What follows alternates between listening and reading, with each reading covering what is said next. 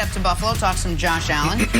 Josh broke out in year 3. I don't think anyone had him pegged to finish second in MVP voting. Maybe Brandon did. I don't know. We should go back and ask him later. Big Josh Allen. Definitely guys. not Nick Wright. Fast forward to camp yesterday. Veteran receiver Emmanuel Sanders is one of the new guys up in Buffalo. Talked about one specific moment he had while watching Allen throw. Listen to what he had to say. Josh made a throw today that I haven't seen, like a post ball to Cole Beasley. It was crazy, like mouth dropping. I've been in the league 12 years, so I'm excited, about what they've created out here. I think that we got an opportunity, obviously. All right, here's the throw. We think, well, Bill's tweeted this throw along with those comments from Sanders, and it's pretty good, I guess. I'm not 100% sure this is the catch Sanders is referring to. Also not 100% sure it isn't. So there's that. Well, that's what we found. Fair point. Brandon, what do you think of what Emmanuel Sanders had to say? Well, here's the deal. Well, first, where's Nick Wright when we're having this discussion about Josh Allen? He doesn't want to be around when we're talking about Josh Allen. But anytime we talk about Baker Mayfield, Nick Wright wants to lead the conversation. He wants to be the guy. So, Nick Wright, hurry up and get back so we can talk about Josh Allen. I absolutely love this. Josh Allen has one of the most talented arms that in the NFL today, okay? Josh Allen can make all the throws on the field. Up there with Mahomes, up there with Aaron Rodgers, and especially when you're talking about the deep ball and efficiency what Emmanuel Sanders was talking about. He said a post to Beasley. When you talk about deep ball, you got to throw Russell Wilson in there as well, okay? But here's the challenge with this is consistency, right? Aaron Rodgers consistently make those throws and put it on a dime. You got Patrick Mahomes that consistently do that. Now, we saw the jump from year 1 to year 3 from a completion percentage with Josh Allen. The dude has it all. The dude is lights out. So I understand what Emmanuel Sanders is talking about, but you just don't want a guy to flash here and there. You want a guy to be able to do that week after week after week. And Patrick Mahomes, that is the case study. Aaron Rodgers, that is the case study. Russell Wilson, that is the case study, Coach. So when you talk about a ceiling, the ceiling to me, Coach, is up there with the greats. Like, I got this stat from our guys, Dusty, right? One of our super producers. Dusty sent me this. 4,500 yards through the air, 45 touchdowns, and less than 10 interceptions. There's only 4 guys that in the history of the league that was ever able to do this. Tom Brady, Aaron Rodgers, Peyton Manning twice, and your boy Josh Allen. Nick Wright? Baker Mayfield ain't up there. Baker, I love you, Baker. I know you're going to have a beast of a year. But look, this dude, this is the ceiling.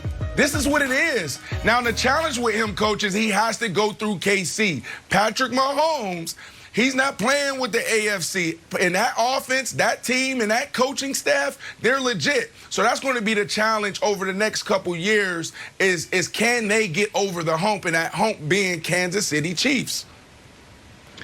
Yeah, the first thing I want to say is that I love the range of this show and the fact that Jenna can somehow bring in Neil Diamond and Barbara Streisand after we're talking about 2 rap greats. Coach, you're the only one who gets me. Nobody even responded. Nobody even double-blinked to that. I wasn't sure if I said it or thought it. Thank you, Coach. What demographic you're in, I love you. There's something for everybody here. And look, Brandon, you're exactly right. It's about consistency. And when I watched him coming out of college, that was a concern. It was consistency with his throws because he often made wide receivers work, and it was consistency with his reads because he was late on some throws. And I didn't know how much that would progress. And I give Brian Daboll, the offensive coordinator, tremendous credit for his development. And Brian develops quarterbacks holistically. He's got a great understanding of not just the offense, but Brian worked on the defense for a long time as well. So he teaches quarterbacks the ins and outs of defense from a defensive perspective, which is different. And I think that really helps offensive players grow. And you look at his numbers, and we talked about completion percentage, but he's also doubled his touchdown percentage. He's cut his interception percentage in half. He's improved his quarterback rating by 40%. So all that being said, it still comes back to Brandon's point about consistency. Because Nick Foles in his second year threw 27 touchdowns and 2 interceptions. He had 119 quarterback rating.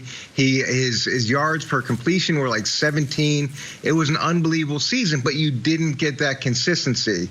So now we got to see whether or not this growth stays on the same trajectory. And even if it doesn't, can he stay at the level he's currently at?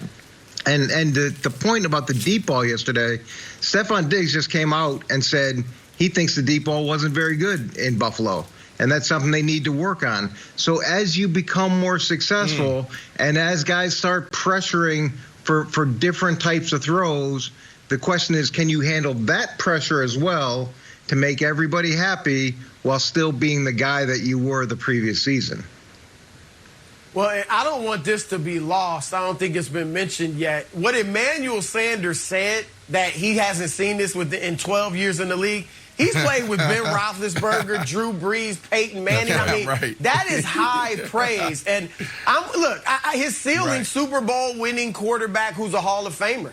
I mean, that's what we're talking about. If Pat Mahomes wasn't in this league, who knows what we'd be saying about Josh Allen and his potential. And Brandon, you're right. Obviously, they have to keep going through Kansas City, obviously Lamar Jackson. A lot of great teams out there in the AFC. But Mahomes and the Chiefs aren't going to win it every year. All right, they're not going to get there every year. So Buffalo can win some Super Bowls. I like the fact that the organization has been strong recently. They've been putting, he's got a nice receiving core with Cole Beasley, and they added Sanders. Obviously, Stephon Diggs helped take him to another level, but I'm not going to give Diggs all the credit. The fact that Allen made such a jump last year, that speaks to his work ethic. I got to believe. For him to jump the way he did, he has to have a really good work ethic and be a listener and a learner. And that's where I think the talk about his consistency comes in, right? That's the next step for him. But I think with his work ethic and all the talent he has, I think he can get there and be more consistent. Yeah, so the trajectory is what caught my eye, Brandon. So he went from 20 to 37 touchdowns. He went from 58% completion percentage to 69% completion percentage. So you see him getting up and expect him to be better. On the other hand, their season starts pretty rough. You have Pittsburgh, Miami, and Washington. Pittsburgh, third best defense. Miami, if they figure out what's going on with Xavier Howard, but I expect Brian Flores to make that defense a little bit better. We know how good Washington's defense is, second best. But to Chris's point, the Emmanuel Sanders thing, I think that we have to stop down and sort of give that a lot of credit. That just wasn't an offhanded comment. I think what he is telling the world, the sports media, the other guys, saying like, yo, this dude is better than I thought. This dude is way better than I expected, and you should expect great things. What was your take on specifically what Emmanuel Sanders said? Because it feels like he could be like, yeah, I'm happy to be here. But the fact that he went out of his ways to say, like, yeah, I hadn't seen a pass like that in 12 years, it was jaw-dropping, really made me think that Josh Allen's better than I thought. Yeah, well, first off, there's an excitement when you're the new guy in the building, especially at the wide receiver position. There's like this little pressure on the receiver and the quarterback, the offensive coordinator, to kind of figure out how to get you involved, right? Coach said this last year, and I've been riding with it ever since, and I love it. Chemistry and continuity is everything, right? So you're sometimes you just get a little excited and you can say a little too much, because the reality is, yes, he played with those quarterbacks, right? And Big Ben, Drew Brees, also Peyton Manning. But when you look at it, what makes Big Ben great is not him just standing in the pocket and throwing on time. It's him getting outside the pocket, those off-schedule plays. I got to break off my route now. So it's not just a crisp post where you put your foot in the ground at 7, go to the near post and catch that right on the hash. That's not what you're going to get from Big Ben. You got an old Peyton Manning who could only throw it 40 yards, and you got an old Drew Brees who can only throw it, 40, 50 yards consistently a couple times a game. So that's what he got. Like, he is just rejuvenated with that. But here's what I would say also when it comes to Josh Allen. Like, Josh Allen, and you got to highlight this because Chris talked about, work ethic, and he talked about this jump, and you talked about the jump, but Coach really hit it on the head. And this is the guy I'm gonna put Coach on the spot here. Coach it was the one that kind of discovered Brian Daboll. Brian Daboll was my offensive coordinator with the Miami Dolphins. As a young pup, I think it was his first gig at the OC job. And this dude was sensational, how he met everybody. You're talking about me in my prime when I was a hot-headed young pup out there, and how he was able to coach me every single day and say, Brandon, no, this is how we're going to do things. Brandon, I hear you. Okay, Brandon, what do you want? Give me 10 plays, Brandon. All right, you say you need the ball more. Draw up 10 plays. Have it to me before Tuesday, before noon, and I'm going to look at it. And so he is a guy that knows how to